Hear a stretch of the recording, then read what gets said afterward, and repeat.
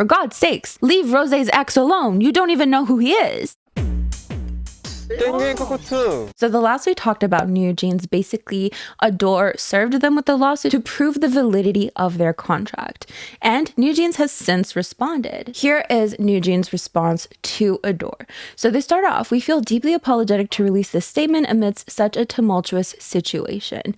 Recently, we learned through the media that Ador filed a lawsuit seeking confirmation that our exclusive contracts are still valid. In their statement, Ador failed to properly assert that there were no breaches of the exclusive contracts, instead repeatedly claiming that the contracts cannot be terminated until the company recoups its support and investments." So another point from the last video, basically we were reading a comment that said like Ador had 14 days to respond, and apparently a clause within NewJeans' contract is that if Ador doesn't respond within 14 days, then they can nullify the contract or whatever. To clarify that, it seems that, of course, Ador did respond within the 14 days. They actually responded about an hour or so before NewJeans did their emergency press conference. And NewJeans did their emergency press conference before midnight, which would have been the deadline for Ador to respond. But it seems like, according to NewJeans, Ador didn't rectify any alleged contract violations. So that's the distinction. It's not that Ador didn't respond within 14 days, but it seems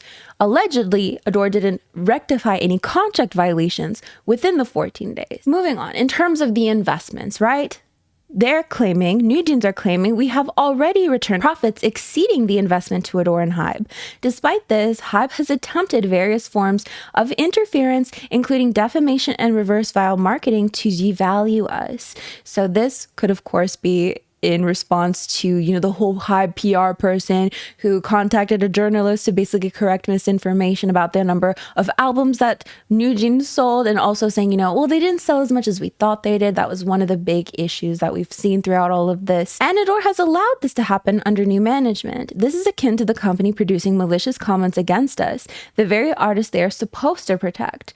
Considering this breakdown in trust, we have concluded that we are likely to suffer even more harm in the future. Our trust in Ador and Hybe, who have repeatedly violated contract terms and failed to fulfill their duty to protect their artists, has already collapsed. So they've said this time and time again that they just don't, the trust is broken. The trust is completely broken. According to the terms of our exclusive contract, there is no longer any reason for us to continue working with Ador and Hybe. They go on to state what the contract says. And basically the contract says that if Ador fails to fulfill its contractual obligations, that they have the right to terminate the contract. Forcing us to work another 5 years despite this breakdown in trust and contract violations is not only unreasonable, but also inhumane. So as we were mentioning before, they gave Ador 14 days to rectify contract violations.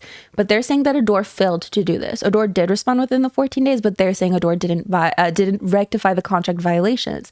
Consequently, we notified Ador of the contract termination in accordance with the exclusive contracts, and this termination took effect immediately. Ador has filed a lawsuit seeking a court ruling on the legality of this termination, but this is merely a procedural step to obtain a post facto confirmation from the court. We deeply regret that Ador has issued a statement misleading the public into believing that the contracts are still valid. Ador on their end are basically like, well, the contracts are still valid. You still need to work with us. We have stakeholders in this. We have investors in this. You need to continue on. And they're like, actually, no. They reiterate, as of November 29th, 2024, we are no longer affiliated with Ador. Ador has no right to interfere with or get involved with our activities.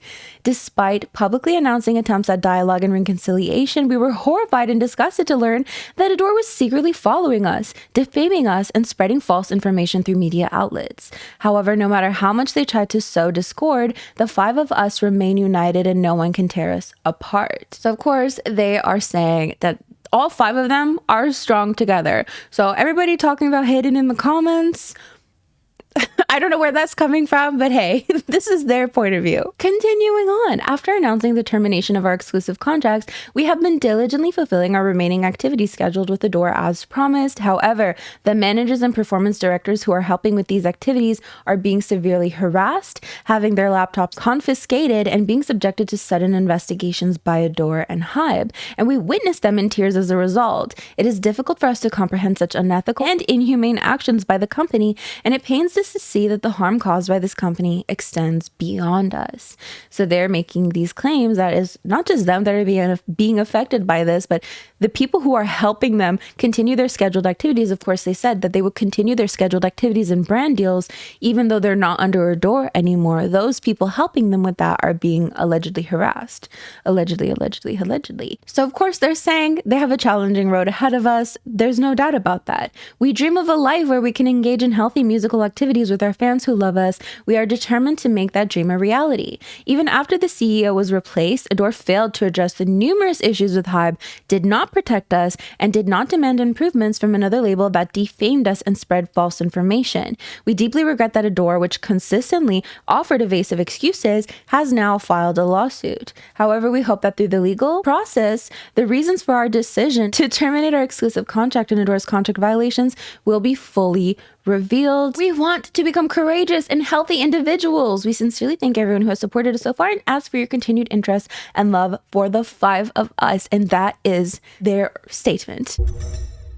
Okay, so NewJeans have reported in their statement that employees who are helping them have been harassed. And Channel A has also reportedly gotten a tip-off by some Ador employees of their mistreatment. So they're basically saying they bothered the performance director and other staff with unnecessary frequent meetings and bullied them. They asked the managers for their personal phones. They even forced them to stay in the office for more than 3 hours, not allowing them to go home. So those are the accusations being made. Now, of course, Ador has responded to this, denying any coercion being made. Recently, an employee responsible for managing the artist directly contacted an advertiser and attempted to facilitate a direct contract between the artist and the brand, excluding the company from the process. This constitutes a serious breach of corporate ethics, as it aids in violating the artist's exclusive contract. And so, of course, they're doing an investigation into those employees, which include taking back their laptops, which are work-provided laptops. They claim we immediately initiated an investigation and gave the employees sufficient opportunities to explain themselves. However, the employee provided false statements contrary to clear evidence and refused to cooperate with the investigation. And then we were left with no choice but to place the employee on a work suspension and request the return of company-owned laptops. No coercion was involved, according to them. On the contrary, the employee delayed returning the laptop for several hours, giving various excuses, and eventually returned it in a completely factory reset state. We plan to thoroughly investigate the matter and take any necessary legal action. But that's not it, because of course there has been mounting criticism towards their decision to do this. I mean, some people in the industry thinking that it's not okay. If you can unilaterally decide to end your contract, what does that mean for other contracts? Does this desecrate contracts? Sorry, I don't know if that's the right thing to say, but so previously we heard some criticism. I forget who it was from, but there was some previous criticism. Now we have the Korea Entertainment Producers Association who are saying that NewJeans are shaking up the industry with this, and they're literally asking NewJeans to go back to Ador. So let's see what they have to say. K-pop is being shaken to the core due to the NewJeans incident. We ask NewJeans to withdraw their irresponsible claims, return to their original intentions, and continue with normal activities. So again, just a lot of criticism about unilaterally deciding to end your contract. A lot of people are like, that defeats the purpose of a contract, right? There is supposed to be trust between a company, the contract, and then the idol, right? There's supposed to be, but this is kind of shaking things up, right? The contract termination controversy between NewJeans and Ador is shocking to Korea's pop culture and art industry. An exclusive contract is not simple and is the foundation of mutual trust and promise. We are concerned that an exclusive contract can be terminated with just one unilateral claim. The party claiming the termination must prove a legitimate reason for it to happen. I've also seen some people saying, and maybe it actually is just Korea Entertainment Producer Association saying this, but you know, who's going to invest in K-pop if idols can just so easily leave like that, right? Continuing on, NewJeans did not present specific evidence and held a press conference unilaterally, notifying the termination of the contract, a violation of the agency's terms. If these suspicions are true, this could be a new and advanced form of tampering. It would not be a simple breach of contract, but a betrayal of the relationship that the agency and artists have built together over time. Continuing on, although the pop culture and arts industry starts with corporate capital, creating a star is supported by by the hard work and sacrifice of the company's employees. Therefore, the exclusive contract disputes and tampering issues directly relate to the company's existence and the employee's livelihood. We ask that you prepare clear measures to prevent problems such as unilateral termination from happening again. So what is your point of view on that? Do you think this just gives companies too much power? Do you think idols should have more power to be able to terminate their contracts? Do you think this just messes everything up? Let me know your thoughts in the comments. And a greater question would be, do you see public opinion slowly shifting from not overly supporting, but a support for NewJeans to now maybe not so much supporting them? Have you seen a shift? Let me know that as well. I do need to address the fact that in my last video, I said that Ador is suing NewJeans. And I was like, no, but I literally looked it up. And if you're serving someone a lawsuit, it literally means you're suing them. I was wrong. And I feel really bad about that. So I apologize for being wrong. I did relay the information that Ador is serving NewJeans a lawsuit. But when I was summarizing the issue, I said that they were suing NewJeans. And in all technicality, that is not correct. So I do need to clarify that. I was so confident that I was right. And I was so loudly confidently wrong, which is a very typical K-pop stan behavior, but we here at Totally Legit K-pop News need to hold ourselves at a higher standard. I understand that. Second thing, the whole whitewashing thing. So I got some comments basically saying that, how to summarize the comments that I got. I totally understand that it's like a beauty standard and that it doesn't necessarily have to do with wanting to be white. So I don't know why yesterday in my mind, I'm like whitewashing, just whitening. Like the pictures that we talked about yesterday were whitened. Their skin tones are whitened. And I just kept saying the word whitewashing, which was just the wrong term for the situation. So I went rogue with that too. And I apologize for that as well. I've edited the video to reflect that as well. I should have just used the term whitening and we could have discussed colorism, but not whitewashing. Cause I also looked into that. I'm like, does it specifically only have to do with race? Can you call a picture whitewash? In my mind, I just went with the word whitewashing because that's like the first thing I read. But just again, in all technicality, I should have said whitening and having to do with colorism. Urban Dictionary is saying a derogatory term used to describe a minority who has assimilated with Western society. That wasn't the point of the story. So we all know that Rosé released her album Rosé, and with it came a music video for Toxic Till the End. Now it seems that fans are trying to find out who her ex is. By all of the clues within the music video, they're trying to find out who it is. And you know what? Speculation, we love speculating. Speculating is fun. I think a good amount. Speculation can be healthy to an extent, but some people take it way too far. You take the joy out of speculating by going and trying to find these people and harassing them. That's a whole other ballpark, isn't it? So there's two current people that netizens think she's talking about. Now, of course, we have no idea.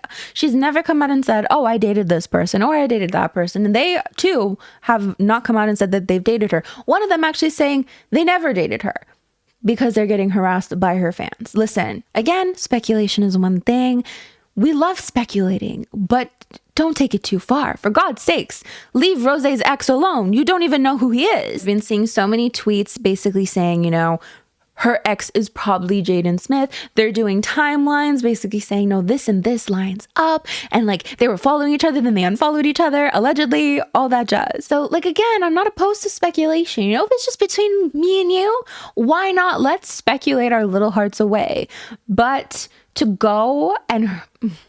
Guys, come on. So streets are saying Rosé's ex was Jaden Smith. Was Jaden Smith in a relationship with Rosé? And people just saying it is Jaden Smith. However, within the timeline, again, I've seen people say, no, she was following him and then he unfollowed her. He deleted all pictures with her in Blackpink. But then some people are pointing out that this was literally taken last year.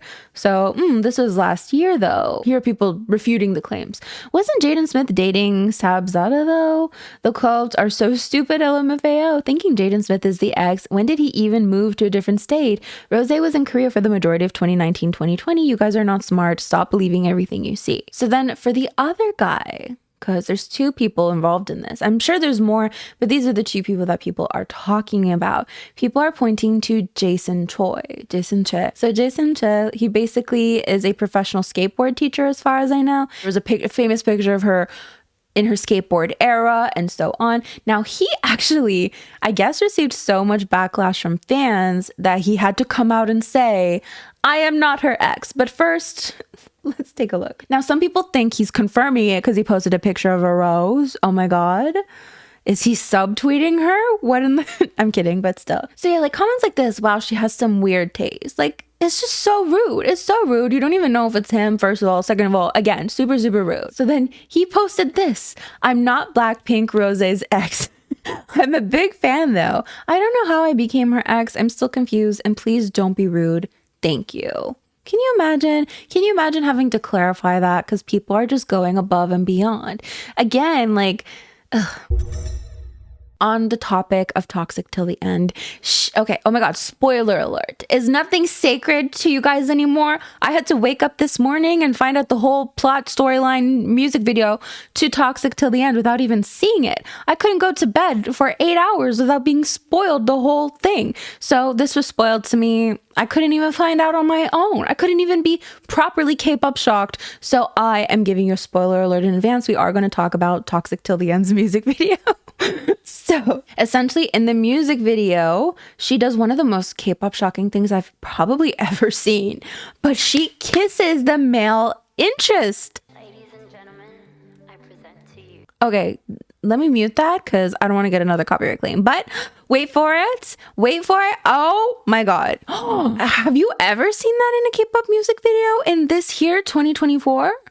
I don't think I have. I think she's the first. K-pop shocking to my very, very core. No, I'm trying to think. When have you seen kissing in music videos? Think really long and hard. I'm trying to think in second gen as well. I can't think of anything. Can you think of any kissing in music videos ever? I know there are. Surely there are. She cannot be the only one, but I can't think of any off the top of my head. A lot of people are saying like she's paving the way, like she's opening doors, you know, she is breaking barriers with this. The first K-pop idol to do a kissing scene, this is history. Now, I'm sure she's not the first.